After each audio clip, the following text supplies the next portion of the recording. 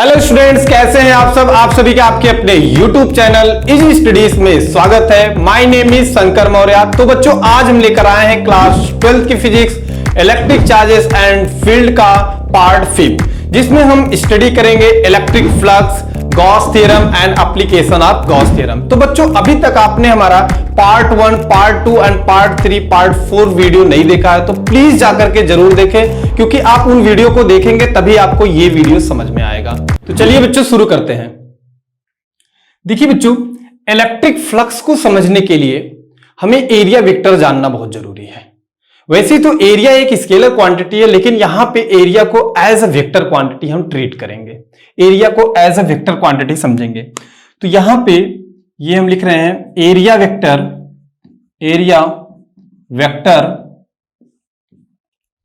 देखिए बच्चों, जैसे ये कोई एक प्लेन है, ये एक प्लेन है, ये एक प्लेन है इस टाइप से, तो इसका एरिया वेक्टर इस प्लेन के परपेंडिकुलर होगा और आउटवर्ड होगा। इसको हम लिखेंगे एरिया वेक्टर ऐसे। अगर यहां पे कोई एक इस टाइप से क्यूब है, ये क्यूब है, इस क्यूब में कितने एरिया है? इसमें 6 एरिया है। 1 2 3 4 एंड आउटसाइड इधर का 5 एंड उधर का इनसाइड 6। तो इसमें 6 एरिया है। अब 6 एरिया है तो सबका एरिया वेक्टर अलग हो जाएगा। इसका एरिया वेक्टर इधर हो गया, इसका एरिया वेक्टर इधर होगा, और इसका एरिया वेक्टर इधर होगा, और ये एरिया वेक्टर इधर होगा, और इधर का आउटसाइड का ये एरिया वेक्टर इधर, और ये 6 वाला फेस जो है उसका एरिया वेक्टर उधर आउटसाइड होगा। Area vector always act perpendicular to the plane. ये प्लेन के परपेंडिकुलर होगा एंड आउटसाइड। तो हमें ये समझ में आ रहा है एरिया वेक्टर कैसा होगा? Always perpendicular and act normal to plane के नॉर्मल होगा। ठीक है बच्चों। अब सपोज दैट कि कोई एक स्फेरिकल बॉडी है, ये एक स्फेरिकल बॉडी है, एक गेंद जैसा स्फेयर है। तो यहां पे देखेंगे तो ये कर्व बॉडी है। अब ये कर्व बॉडी है तो इसको हम इस पे एरिया वेक्टर फाइंड करना होगा तो हमें मुश्किल होगा, क्योंकि इस पे ये परपेंडिकुलर नहीं बन पाएगा। तो हम क्या करेंगे, इसमें स्मॉल सेगमेंट लेंगे, बहुत छोटे छोटे ऐसे एरिया सेगमेंट लेंगे। और जब एरिया सेगमेंट, क्योंकि ये देखिए अगर हम यहां तक इसको ऐसे ले रहे हैं, ये वाला पूरा पोर्शन, ये पोर्शन ले रहे हैं, तो ये तो कर्व है, ठीक, ये प्लेन तो है नहीं। तो इसको एज ए प्लेन समझने के लिए हम छोटे छोटे इसमें क्या कर लेंगे, एरिया सेगमेंट बना लेंगे, और ये एरिया सेगमेंट जो होगा ये प्लेन होगा, ठीक है, और इसका एरिया वेक्टर निकल जाएगा।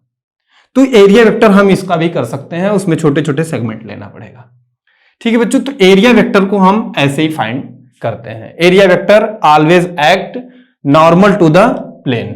तो चलिए बच्चों देखते हैं नेक्स्ट। देखिए बच्चों, यहां पे दिया है इलेक्ट्रिक फ्लक्स। इलेक्ट्रिक फ्लक्स क्या होता है? The total number of electric field line passing through perpendicular to the plane is called electric flux. देखिए बच्चों, जैसे ये कोई एक प्लेन है, ये एक प्लेन है, और इस प्लेन से इलेक्ट्रिक फील्ड लाइनें पास हो रही हैं ऐसे, इलेक्ट्रिक फील्ड लाइनें ऐसे पास हो रही हैं, ठीक है। तो ये जो है इस एरिया से, इस एरिया के परपेंडिकुलर कितनी लाइनें पास रही, how many number of line which is passing through perpendicular to this area. इस एरिया के परपेंडिकुलर कितनी लाइनें पास हो रही है, that is called electric flux. ये फ्लक्स है 1 2 3 4 5। ये तो बहुत ईजी है, आपने बता दिया काउंट करके कि यहां पे 5 है। लेकिन अगर यहां पे बहुत सारी लाइनें हैं तो कैसे बताएंगे हम? देखिए बच्चों, ये जो है इसका एरिया वेक्टर किधर होगा? इसका एरिया वेक्टर ये होगा, वेक्टर ए। और इसका जो इलेक्ट्रिक फील्ड लाइनें हैं, जिसका इलेक्ट्रिक फील्ड हम क्या लिखेंगे, वेक्टर ई। ये भी इधर ही डायरेक्शन में है, ठीक है। तो नेट इस एरिया पे कितनी फ्लक्स है, इन दोनों का हम मल्टीप्लाई कर लेंगे तो ये मिल जाएगा आपको flux phi is equal to, जिसको हम फाई से डिनोट करते हैं, ई इंटू ए। इनके मैग्नीट्यूड का हमने मल्टीप्लाई कर लिया। जैसे बच्चों क्लास में अगर एक बेंच पे 5 स्टूडेंट्स बैठते हैं, 1 2 3 4 5, तो क्लास में अगर 20 बेंच है तो कितने बच्चे बैठेंगे? तो आप मल्टीप्लाई करोगे तो ये कितना हो जाएगा 100।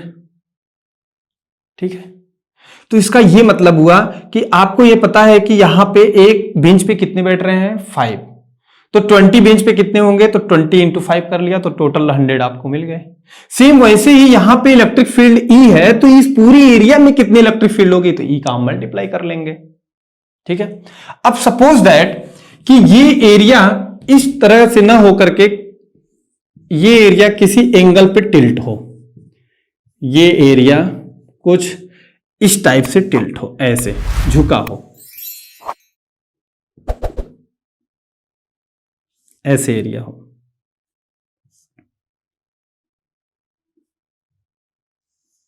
ठीक है बच्चों, अब यहां पे हम ये देख रहे हैं कि इलेक्ट्रिक फील्ड ये है, इलेक्ट्रिक फील्ड डायरेक्शन ये है, और इसका जो एरिया वेक्टर होगा वो इसके परपेंडिकुलर कुछ ऐसे होगा एरिया वेक्टर, और इनके बीच में क्या है एंगल थीटा। और जैसा कि हमें यहां पे पता है कि परपेंडिकुलर जरूर होना चाहिए, ये इलेक्ट्रिक फील्ड लाइनें इस परपेंडिकुलर एरिया से पास हो, और एरिया यहां पे परपेंडिकुलर नहीं है, परपेंडिकुलर ऐसे होना चाहिए, लेकिन ये ऐसे है, लाइनें ऐसे पास हो रही हैं, तो क्या यहां पे फ्लक्स नहीं होगा? हम यहां पे कैसे फ्लक्स फाइंड करेंगे? देखिए बच्चों, हम सबसे पहले इस एरिया का ये जो प्लेन है, इस प्लेन का 2 कंपोनेंट बना लेते हैं। एक कंपोनेंट इसका परपेंडिकुलर ऐसा बना लेते हैं, एक ऐसा बनेगा, एक ऐसा होगा, और दूसरा इस टाइप से ऐसा। इस एरिया का एक कंपोनेंट ये कर दिया और एक कंपोनेंट ऐसे कर दिया। ठीक है, अब इसका जो है इस वाले एरिया का जो एरिया वेक्टर होगा वो इधर होगा, और इसका जो एरिया वेक्टर होगा इधर होगा। ठीक है, और यहां पे ये ए है, तो इधर वाला कंपोनेंट क्या होगा ए कॉस थीटा, और ये वाला इधर ए है, तो इसके जस्ट परपेंडिकुलर अगर हम करेंगे तो इसको क्या लिखें ए साइन थीटा, ए साइन थीटा। और देखिए बच्चों, ये वाला जो एरिया है इसमें कोई लाइनें नहीं पास हो रही, लाइनें ऐसे निकल जाएंगी साइड से, इसमें से कोई लाइनें पास नहीं होगी। लेकिन जब एरिया आपका परपेंडिकुलर होगा, ऐसे होगा, तो बहुत सारी लाइनें पास होंगी, जिसका एरिया कंपोनेंट हमने किया है ए कॉस थीटा। अब ए कॉस थीटा और ये इलेक्ट्रिक फील्ड ई का अगर हम मल्टीप्लाई कर लेंगे तो फ्लक्स मिल जाएगा phi is equal to E A cos theta. और आप जानते हैं कि ई ए कॉस थीटा क्या है, ये आपका डॉट प्रोडक्ट है vector E dot vector A flux, क्योंकि फ्लक्स क्या है number of line which is a scalar quantity, ये एक स्केलर क्वांटिटी है, नंबर ऑफ लाइन एक स्केलर क्वांटिटी है, तो स्केलर प्रोडक्ट इसको हम बोलते हैं E डॉट A। और ये जो एंगल है ये क्या है angle, this is angle between electric field line and area vector और इलेक्ट्रिक फील्ड के बीच का एंगल है। तो एट डिफरेंट एंगल पे अगर हमें इलेक्ट्रिक फ्लक्स फाइंड करना है तो क्या करेंगे, तो आप यहां पे देखेंगे इक्वेशन फर्स्ट में theta is equal to 0 degree. Theta 0 कब होगा, जैसे यहां पे अगर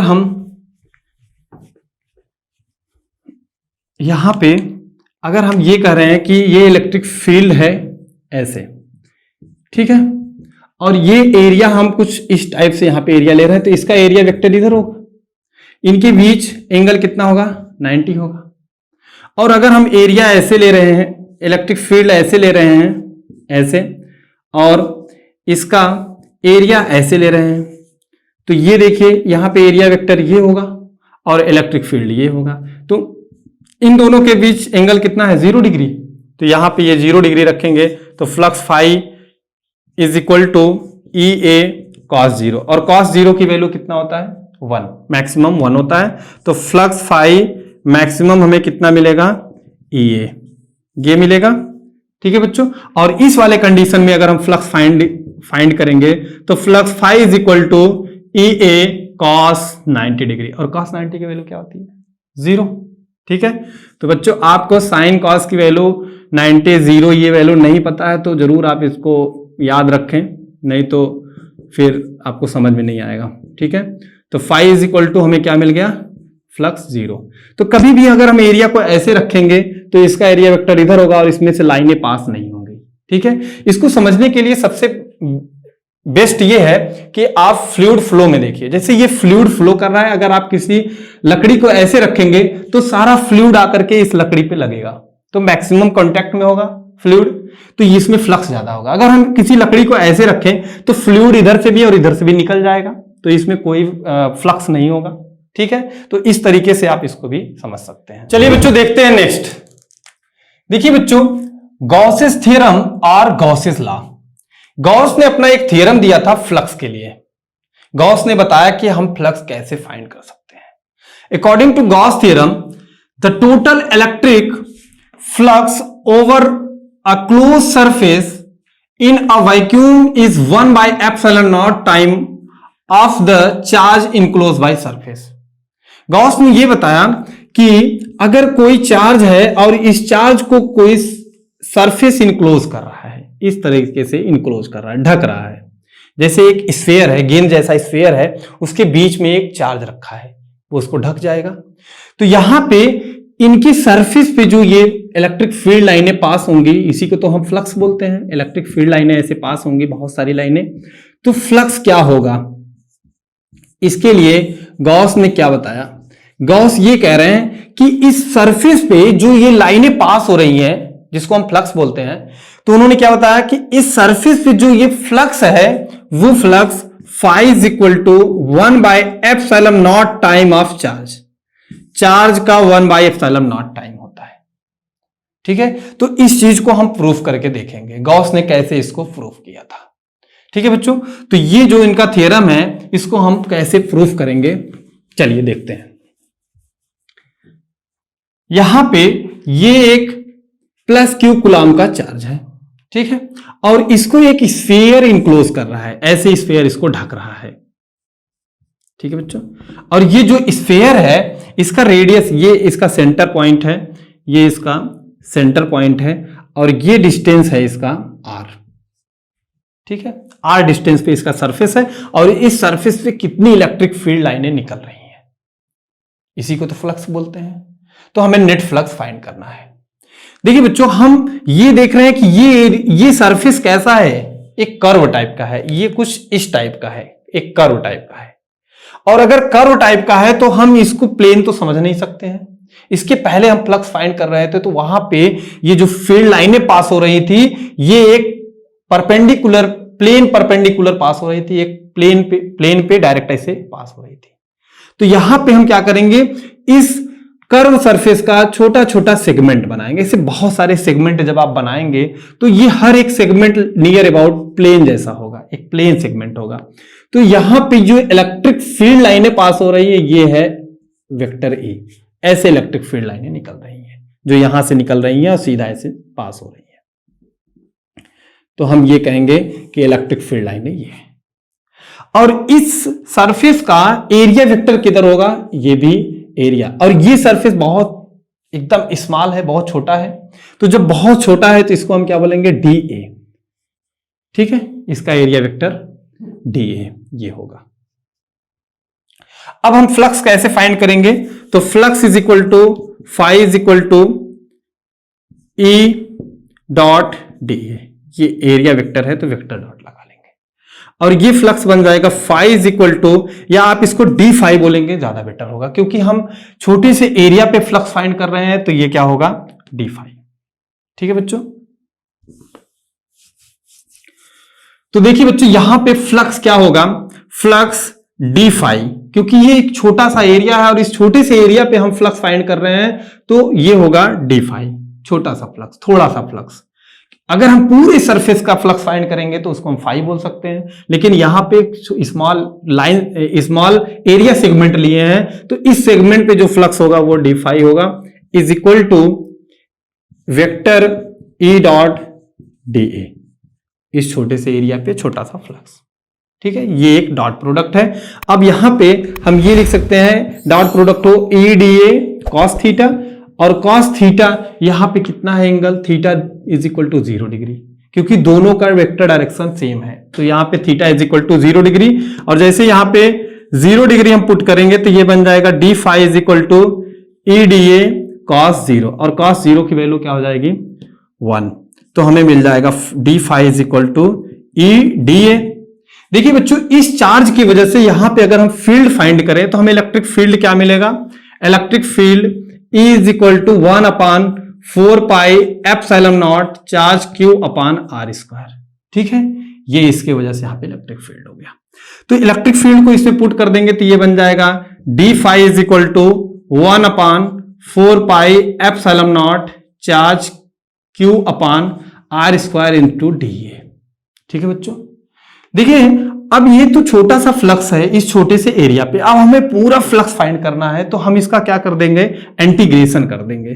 तो ये हो जाएगा डी फाई का close integral of D phi, ऐसे बनाएंगे close integral D phi is equal to close integral of 1/4 pi epsilon naught charge Q upon R square into D A. देखिए बच्चों, यहां पे 1/4 पाई एप्सिलॉन नॉट ये constant है, और Q अपॉन ये चार्ज भी कांस्टेंट है, फिक्स है चार्ज, और ये डिस्टेंस भी फिक्स है। तो ये सब चीजें, ये ओवरऑल वैल्यू ये क्या हो गया, कांस्टेंट हो गया। ये क्या हो गया, कांस्टेंट। और कांस्टेंट अगर किसी भी क्वांटिटी के साथ में मल्टीपल में है और उस इंटीग्रेशन लगा है तो ये बाहर हो जाता है, इसका इंटीग्रेशन नहीं करेंगे। और ये डी फाई क्या हो जाएगा, फाई इज इक्वल टू ये बन गया 1/4 pi epsilon naught Q upon R square close integral of D A. और अगर हम छोटे छोटे डी ए का इंटीग्रल करेंगे तो ये क्या बन जाएगा, नेट एरिया ए। तो यहां पे ये हो गया flux phi is equal to 1/4 pi epsilon naught Q upon R square into A. ठीक है बच्चों, और इसका सरफेस एरिया क्या होगा, ये एक स्फीयर है तो स्फीयर का surface area A is equal to 4 pi R square ये होता है, इसको यहां पे पुट कर देंगे तो ये बन जाएगा flux phi is equal to 1/4 pi epsilon naught Q upon R square into 4 pi R square, और ये आर स्क्वायर 4 पाई कैंसिल, तो flux phi is equal to 1/1 epsilon naught into Q। तो ये है गॉस का थ्योरम, ये proof हो गया, ये गॉस थ्योरम प्रूफ हो गया। ठीक है बच्चों, तो इसको नोट करें। चलिए बच्चों देखते हैं next, simple verification of Gauss theorem. Gauss theorem का वेरिफिकेशन करते हैं। देखिए बच्चों, यहां पे हम ये कह रहे हैं कि ये एक सिलेंड्रिकल बॉडी है, ये इस टाइप से एक सिलेंड्रिकल बॉडी है। ठीक है, अब हम अगर ये कहेंगे कि चार्ज यहां पे है, ठीक, तो ये सरफेस इसको इंक्लोज कर रहा है, तो नेट फ्लक्स क्या होना चाहिए, फाई इज इक्वल टू 1/एप्सिलॉन naught of Q according to Gauss theorem, ये होना चाहिए। लेकिन अगर चार्ज यहां पे है, चार्ज अगर यहां पे है, ठीक, चार्ज यहां पे नहीं है, तो क्या होना चाहिए, flux according to Gauss theorem flux क्या होना चाहिए, 0, ये होना चाहिए।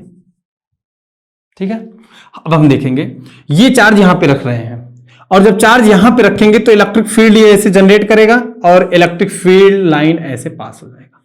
ठीक है, अब यहां पे कितनी सरफेस हैं, ये पहला सरफेस हो गया, ये इसका दूसरा सरफेस जो कर्व टाइप का है, ऐसे है इसका ये वाला सरफेस। ठीक है, और ये वाला इसका तीसरा सरफेस है।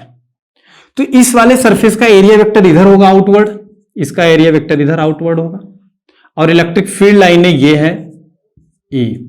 ठीक है बच्चों, और यहां पे इस वाले पे देखेंगे तो इसका एरिया वेक्टर इधर होगा, एरिया वेक्टर ये होगा, और इलेक्ट्रिक फील्ड लाइनें ये होगा। ठीक है, और इस वाले में क्या होगा, इसका एरिया वेक्टर आउटवर्ड होगा, और इलेक्ट्रिक फील्ड लाइनें तो यहां पे ऐसे ही है। तो अब हम फ्लक्स फाइंड करेंगे, इस वाले पे फ्लक्स फाइंड करेंगे तो हम लिखेंगे φ1 is equal to E A cos कितना डिग्री का, यहां पे देखो ये एक इधर है और एक इधर है, तो इन दोनों में कितना है, 180 डिग्री का डिफरेंस है, एक इधर जा रहा है और एक इधर जा रहा है। तो थीटा इज इक्वल टू हम क्या कर लेंगे, 180 डिग्री, और 180 डिग्री रखेंगे तो कॉस 180 का मतलब क्या होता है, -1, तो ये हो जाएगा -EA। ये इक्वेशन फर्स्ट हो गया। अब यहां पे देखेंगे, इससे फ्लक्स फाइंड करेंगे तो ये हो जाएगा आपका φ2 is equal to E A cos 90 degree, और cos 90 की वैल्यू क्या होता है 0। जब cos 90 0 होगा तो ये पूरा 0 हो जाएगा। ये इक्वेशन आपका सेकंड होगा। सिमिलरली अगर हम यहां पे बात करें तो ये हो जाएगा phi 3 is equal to E A cos 0, क्योंकि दोनों का डायरेक्शन सेम है। यहां पे थीटा इज इक्वल टू 0, यहां पे theta is equal to 90 degree. ठीक है बच्चों, अब जब यहां पे थीटा इज इक्वल टू 0 यहां पे रखेंगे तो ये क्या हो जाएगा 1 बन गया आपका फाई ई 1, इसका मल्टीप्लाई कर लेंगे तो ई ए, ये हो गया इक्वेशन थर्ड। अब नेट फ्लक्स की बात कर रहे हैं तो सबको ऐड करना पड़ेगा, तो phi net is equal to phi 1 plus phi 2 plus phi 3। तो सारी वैल्यू आप पुट कर देंगे तो ये हो जाएगा फाई 1 कितना है minus E A, plus phi 2 कितना है 0 एंड फाई 3 क्या है ई ए। ई ए और ये कैंसिल हो गया, प्लस माइनस है तो ये टोटल क्या हो गया 0। तो गॉस का थ्योरम वेरीफाई हो गया। गॉस ने ये बताया कि चार्ज अगर यहां पे है जो कि ये सरफेस इनक्लोज ही नहीं कर रहा है चार्ज को, तो फ्लक्स 0 होना चाहिए, और हो रहा है 0 यहां पे। अगर ये चार्ज इसको यहां पे इनक्लोज करता तब फ्लक्स 0 नहीं होता। ठीक है, तो यहां पे देखो अगर हम इसको यहां पे रख रहे हैं तो क्या होगा, एक इलेक्ट्रिक फील्ड लाइन ये होगी और ये आपका एरिया वेक्टर होगा, एक इलेक्ट्रिक फील्ड लाइन इधर होगी और ये इसका एरिया वेक्टर इधर होगा, इलेक्ट्रिक फील्ड लाइन इधर भी होगी और एरिया वेक्टर इधर होगा, तो सभी क्या हो जाएंगे ऐड हो जाएंगे। तो इस कंडीशन में क्या होगा, net flux phi 1 is equal to phi 1 plus phi 2 plus phi 3। हम यहां पे डैश यूज कर ले रहे हैं, ठीक है, जब हम चार्ज को यहां पे रख रहे हैं। तो इसमें क्या हो जाएगा, ये सेम डायरेक्शन में है, एंगल 0 है तो आप लिखेंगे ई ए cos 0, प्लस इसमें भी क्या हो जाएगा E A cos 0 plus E A cos 0, और cos 0 की वैल्यू 1 होता है तो ये टोटल क्या हो जाएगा आपका 3EA। फ्लक्स तो 0 नहीं हुआ, ठीक है, तो यहां पे फ्लक्स 0 नहीं हो सकता है। चलिए बच्चों देखते हैं next application of Gauss theorem. Gauss theorem का एप्लीकेशन क्या है, गॉस थ्योरम तो हमने पढ़ लिया, अब गॉस थ्योरम का यूज करते हैं। तो फर्स्ट एप्लीकेशन है electric field due to an infinitely long straight uniformly charge wire. एक इनफाइनाइट लेंथ का वायर है और वो भी एक सीधा वायर है, ये पूरे लेंथ पे चार्ज है, ऐसे इस पे चार्ज डिस्ट्रीब्यूट है, छोटा छोटा चार्ज यहां पे पूरे लेंथ पे ये डिस्ट्रीब्यूट है। अब इसकी वजह से एक इसके अराउंड में जो इलेक्ट्रिक फील्ड जनरेट होगा उसे हमें फाइंड करना है, और वो कैसे, according to Gauss theorem. Gauss theorem लगा के हम इजीली फाइंड कर लेंगे। देखिए बच्चों अभी तक आपने ये देखा है कि एक प्लस क्यू कूलम का चार्ज है, इसकी वजह से यहां पे किसी पॉइंट पी पे आपको इलेक्ट्रिक फील्ड फाइंड करना है, तो इस चार्ज की वजह से यहां पे एक फोर्स फाइंड करते हैं। हम यहाँ पे एक टेस्ट चार्ज रख लेते हैं और ये इस पे कितना फोर्स लगा रहा है वो निकाल लेंगे। तो F is equal to 1/4πε0 Q0 divide by R square, ये फोर्स हो गया। अब यहाँ पे इलेक्ट्रिक फील्ड फाइंड करना है, तो electric field E is equal to F/Q0, और F की वैल्यू है 1/4πε0 Q0 divide by R square whole divide by Q0 cancel, तो मिल गया क्या 1 E is equal to 1/4πε0 Q/r²। ये इलेक्ट्रिक फील्ड बहुत इजी था, इसके वजह से यहां पे फाइंड करना, क्योंकि ये पॉइंट चार्ज है, तो पॉइंट चार्ज की वजह से इलेक्ट्रिक फील्ड फाइंड करना तो आसान है, लेकिन यहां पे चार्ज पूरे लेंथ पे डिस्ट्रीब्यूट है, इस पे कैसे हम इलेक्ट्रिक फील्ड फाइंड करेंगे, ये गॉस थ्योरम से ही कर सकते हैं और बहुत इजी मेथड में। तो चलिए देखते हैं गॉस ने क्या किया है इलेक्ट्रिक फील्ड फाइंड करने के लिए।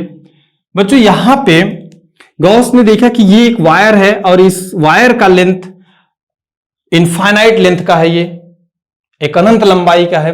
तो सबसे पहले गॉस ने एक फाइनाइट लेंथ लिया, कोई एक फिक्स्ड लेंथ, इसका यहां तक एक लेंथ लिया फिक्स्ड लेंथ, और इस लेंथ के एक क्रॉस जैसा लेंथ है वैसा ही उन्होंने एक गॉसियन सरफेस बना दिया। ये एक गॉसियन सरफेस है, ठीक है, जैसा ऑब्जेक्ट होगा वैसा ही गॉसियन सरफेस बनेगा।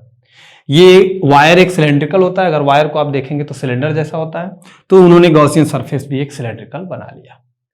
अब यहां पे हम देखेंगे तो ये पहला सरफेस हो गया और ये दूसरा सरफेस, यहां तीसरा, तीन सरफेस बन रहे हैं।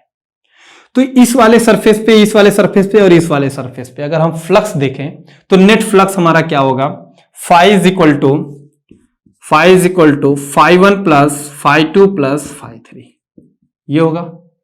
अब φ1 क्या होगा यहां पे फ्लक्स निकालने के लिए, सबसे पहले इस वाले एरिया का अगर एरिया वेक्टर देखें तो एरिया वेक्टर ये होगा, और ये जो चार्ज है इसकी वजह से इलेक्ट्रिक फील्ड ये होगा। इन दोनों में जो डिग्री है एंगल का वो 90 डिग्री है। अब यहां पे हम φ1 लिखें तो φ1 is equal to EA cos 90 degree, और cos 90 का मतलब 0, तो यहां पे कोई फ्लक्स नहीं मिला। चलिए इस पे देखते हैं, तो यहां पे क्या होगा, फ्लक्स φ2, देखिए बच्चों यहां पे ये कर्व टाइप का सरफेस है, और कर्व सरफेस है तो हमें एक स्मॉल लाइन सेगमेंट लेना है, क्योंकि कर्व एक प्लेन नहीं होता है। अगर उसे प्लेन बनाना है तो छोटे छोटे पार्ट में डिवाइड करना है। तो ये छोटा सा पार्ट प्लेन हो जाएगा, और इस पे जो इलेक्ट्रिक फील्ड लाइनें पास होंगी इसको हम वेक्टर E बोलेंगे, और इसका एरिया वेक्टर DA है। ठीक है, अब यहां पे हम ये लिखेंगे φ2 is equal to EDA cos 0 degree, क्योंकि इन दोनों में जो एंगल थीटा है वो कितना है, 0 डिग्री। अब जैसे 0 रखेंगे तो ये क्या बन जाएगा आपका 1, और यहां पे बन गया EDA। अब इसी का अगर हम इंटीग्रेशन कर देंगे तो ये आपका φ2 मिल गया। तो φ2 इज इक्वल टू, क्योंकि हमें φ2 जो है ये पूरे इसके कर्व सरफेस पे फ्लक्स है, इसलिए हम यहां पे इंटीग्रेशन लगा दे रहे हैं, और इंटीग्रेशन में φ2 is equal to close integral of E dot DA। ठीक है बच्चों, यहां पे E क्या है, इलेक्ट्रिक फील्ड है। अगर हम यहां से देखें ये लेंथ या ये डिस्टेंस, ये ओवरऑल हर जगह पे ये डिस्टेंस क्या होगा, सेम होगा, और जब डिस्टेंस सेम होगा तो इलेक्ट्रिक फील्ड भी सेम होगा। इसका मतलब ये कांस्टेंट है, ये फिक्स्ड है इस सरफेस पे, तो ये इसका इंटीग्रेशन होगा नहीं, होगा इंटीग्रेशन किसका, DA का। तो ये बन जाएगा आपका φ2 is equal to E close integral of DA, और DA का इंटीग्रल हो जाएगा A, तो ये बन गया EA। ठीक है बच्चों, तो ये हो गया 2।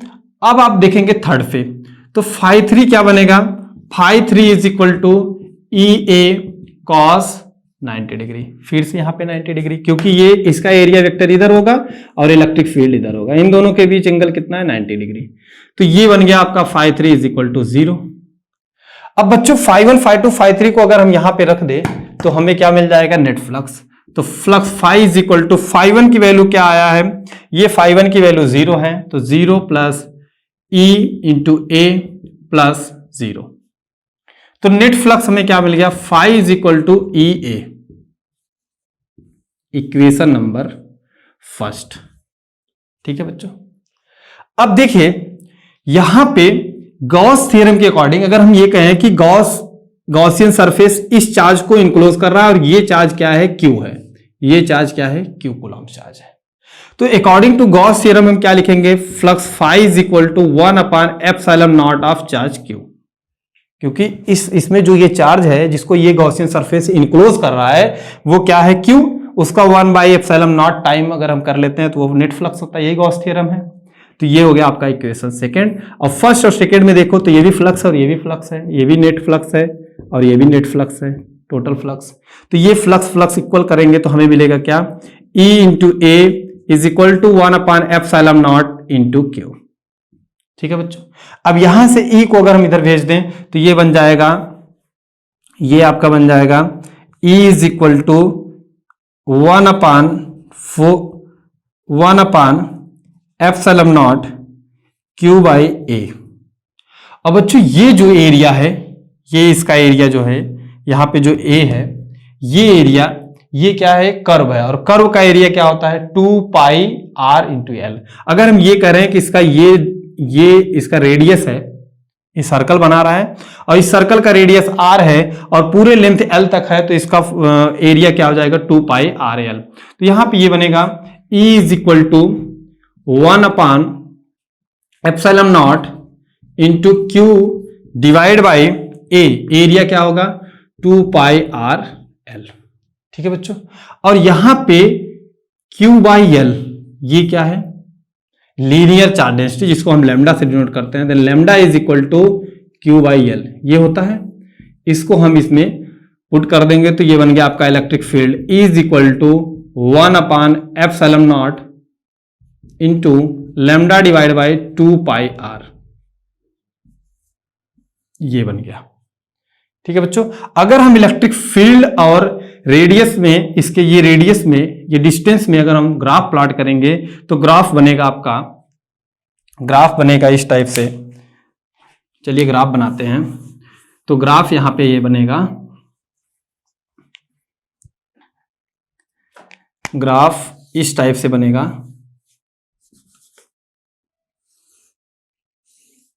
ये है डिस्टेंस और ये है इलेक्ट्रिक फील्ड, इलेक्ट्रिक फील्ड, ठीक है, जिसको हम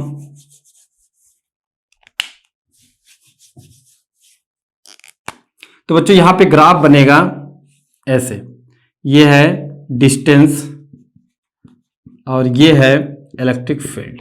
ठीक है, यहां पे आप इसको आर से भी डिनोट कर सकते हैं।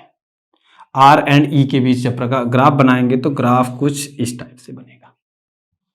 ठीक है बच्चों, चलिए बच्चों देखते हैं नेक्स्ट। देखिए बच्चों, दूसरा एप्लीकेशन है electric field due to a thin infinite plane sheet of charge. एक infinite plane sheet of charge है, यहां पे प्लस क्यू कूलम चार्ज ऐसे डिस्ट्रीब्यूट है, प्लस प्लस करके पूरे इसके एरिया में डिस्ट्रीब्यूट है। इस टाइप से चार्ज यहां पे डिस्ट्रीब्यूट है। ठीक है बच्चों, अब यहां पे इस चार्ज की वजह से हमें इलेक्ट्रिक फील्ड फाइंड करना है। तो ये चार्ज है, इसका इलेक्ट्रिक फील्ड, यहां पे इलेक्ट्रिक फील्ड इस वाले फेस पे और इस वाले फेस पे अगर हम देखें तो इसका इलेक्ट्रिक फील्ड इधर होगा, ऐसे इलेक्ट्रिक फील्ड इधर होगा। ठीक है, जिसको हम ई बोलेंगे। और यहां से जो इलेक्ट्रिक फील्ड इसमें होगा ये भी ई होगा, वेक्टर ई, वेक्टर ई, दोनों का डायरेक्शन ऐसे होगा। ठीक है बच्चों, अब यहां पे कितने फेस हैं, ये आपका फेस फर्स्ट हो गया और ये दूसरा, दो सरफेस हो गए और एक सरफेस ये आपका तीसरा और ये एक सरफेस इधर चौथा, ये गॉसियन सरफेस है। ठीक है बच्चों, तो ये first second third and fourth पे हम इलेक्ट्रिक फ्लक्स फाइंड करेंगे। तो फर्स्ट पे इलेक्ट्रिक फ्लक्स क्या होगा, देखो बच्चों, इसका एरिया वेक्टर इधर होगा और इसका एरिया वेक्टर इधर होगा और इस वाले का एरिया वेक्टर इधर होगा और इसका एरिया वेक्टर इधर होगा। ठीक है बच्चों, तो phi net is equal to phi 1 plus phi 2 plus phi 3 plus phi 4। ठीक है बच्चों, तो फाई 1 क्या होगा, phi 1 is equal to E dot A cos theta और थीटा की वैल्यू कितना होगा 0 डिग्री, तो यहां पे हो जाएगा phi 1 is equal to E A, ये आपका फाई 1 मिल गया। फाई 2 देखेंगे तो यहां पे भी आपको फाई 2 भी क्या मिलेगा, phi 2 is equal to E A cos 0 and cos 0 means 1, तो ये हो गया ई ए, तो फाई 2 भी आपको मिल गया ई ए। ठीक है बच्चों, अब फाई 3 देखिए, यहां पे ये वेक्टर ऐसे है और इलेक्ट्रिक फील्ड ऐसे है, इनमें कितना डिग्री है 90 डिग्री, तो फ्लक्स क्या हो जाएगा, phi 3 is equal to E A cos 90 और कॉस 90 का मतलब 0, तो फाई 3 इज इक्वल टू 0 हो गया। सिमिलरली अगर हम फाई 4 फाइंड करेंगे तो phi 4 is equal to E A cos 90, यहां पे भी इलेक्ट्रिक फील्ड ऐसे है और इनमें 90 डिग्री है और ये करेंगे तो हमें फाई 4 भी मिल जाएगा 0। तो फाई 1, फाई 2, फाई 3, फाई 4 की वैल्यू अगर हम यहां पे रखेंगे तो फाई नेट हमें मिलेगा, phi net is equal to E A plus ये फाई 1 हो गया and phi 2 is equal to E A, बाकी सब 0 0 है। देखिए बच्चों, यहां पे phi net is equal to E A मिलकर के 2 ई ए हो जाएंगे। ठीक है, और यहां पे अगर ये चार्ज Q है जिसको ये गॉसियन सरफेस इनक्लोज कर रहा है, तो net flux according to Gauss theorem is equal to 1/एप्सिलॉन of charge Q, total charge का 1/एप्सिलॉन टाइम्स जो होता है वो नेट फ्लक्स होगा। तो ये इक्वेशन फर्स्ट है और ये इक्वेशन सेकेंड। फर्स्ट और सेकेंड को अगर हम इक्वेट करेंगे तो ये बनेगा 2EA is equal to 1/ε0 of Q। तो यहां पे E is equal to 1/ε0 into Q divide by 2A, और Q/A ये क्या है, इसको हम बोलेंगे सरफेस चार्ज डेंसिटी, जिसको सिग्मा से डिनोट करते हैं Q/A, और ये बन जाएगा E is equal to sigma divide by 2E/ε0। ठीक है बच्चों, तो ये नेट इलेक्ट्रिक फील्ड है due to a thin infinite plane sheet. चलिए बच्चों देखते हैं नेक्स्ट। देखिए बच्चों यहां पे थर्ड एप्लीकेशन है electric field due to a uniformly charge thin spherical shell. एक uniformly charge thin spherical shell है जिसकी वजह से हमें इलेक्ट्रिक फील्ड फाइंड करना है। तो बच्चों इलेक्ट्रिक फील्ड आप या तो आउटसाइड में फाइंड करेंगे, या तो एट द सरफेस, या फिर इनसाइड। तो इसमें 3 कंडीशन बनेगा, तो 1 बाय 1 करके हम देखेंगे। तो फर्स्ट कंडीशन है एट आउटसाइड। आउटसाइड हम इलेक्ट्रिक फील्ड फाइंड करेंगे। तो आउटसाइड कैसे करेंगे, सपोज दैट कि ये कोई पॉइंट है, ये एक पॉइंट P है जिस पे हमें इलेक्ट्रिक फील्ड फाइंड करना है।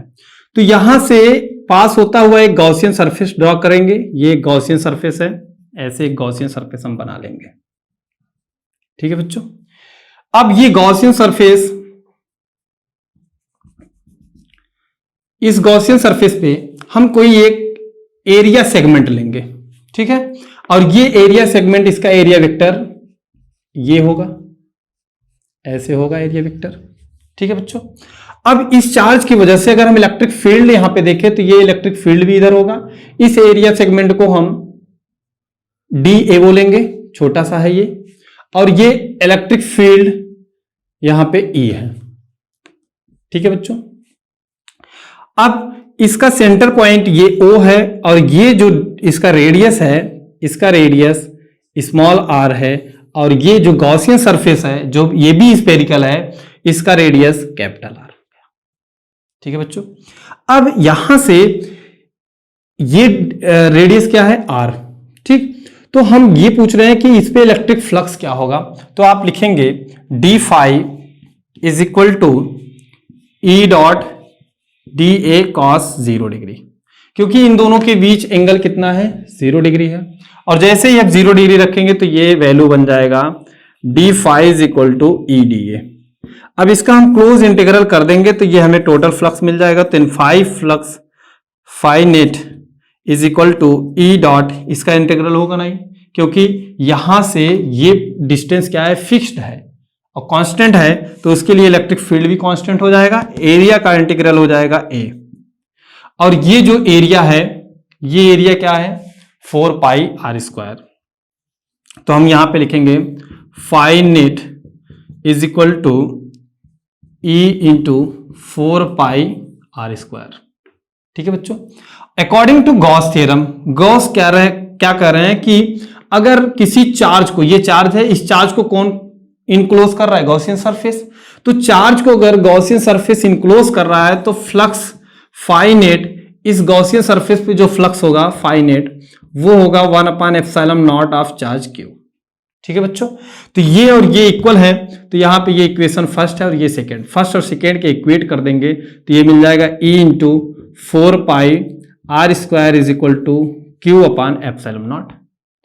तो ये बन गया E is equal to Q/ε0 into 4πr²। अगर हम इसको एरिया ही रहने दें, E is equal to Q/ε0 into A, और Q/A क्या है, surface charge density, sigma is equal to Q/A, आप ये जानते हैं। तो यहां पे सिग्मा पुट कर देंगे तो ये बन जाएगा electric field E is equal to sigma divide by ε0, ये बन जाएगा। चलिए बच्चों सेकेंड पॉइंट देखते हैं, एट द सरफेस। सरफेस पे हमें इलेक्ट्रिक फील्ड फाइंड करना है, इस सरफेस पे। तो यहां पे हम एक एरिया वेक्टर लेंगे, इसका एरिया वेक्टर कुछ इस टाइप से होगा, इसका एरिया वेक्टर DA।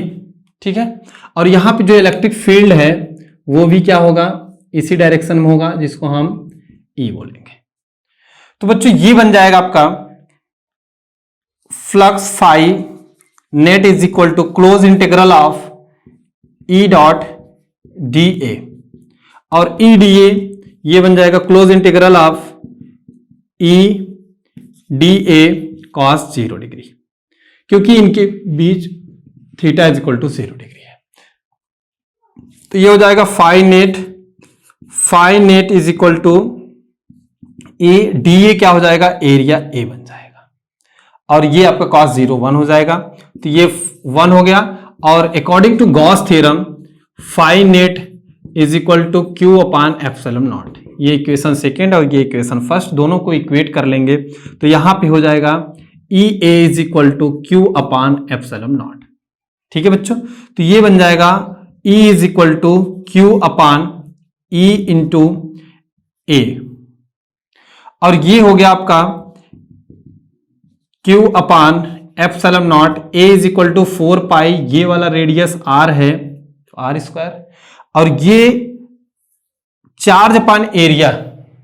ठीक है, तो चार्ज अपान एरिया को हम क्या लिखेंगे, इलेक्ट्रिक सरफेस चार्ज डेंसिटी, तो ये हो जाएगा surface charge density sigma 1 upon epsilon not. देखिए बच्चों यहां पे सिग्मा 1 और वहां पे सिग्मा था, क्योंकि यहां पे जो ये डिस्टेंस था ये आर था, और जब एरिया आप यहां पे निकालेंगे, यहां का एरिया जो होगा 4 पाई आर स्क्वायर होगा, और यहां पे जो एरिया है ए 4 पाई आर स्क्वायर, ये डिस्टेंस ये आर कम है तो इसका एरिया भी डिफर होगा, तो इस एरिया को हम ए ले रहे हैं तो इसको हम A1 ले सकते हैं, तो यहां पे हम इस एरिया को A1 एज्यूम करें तो सही रहेगा।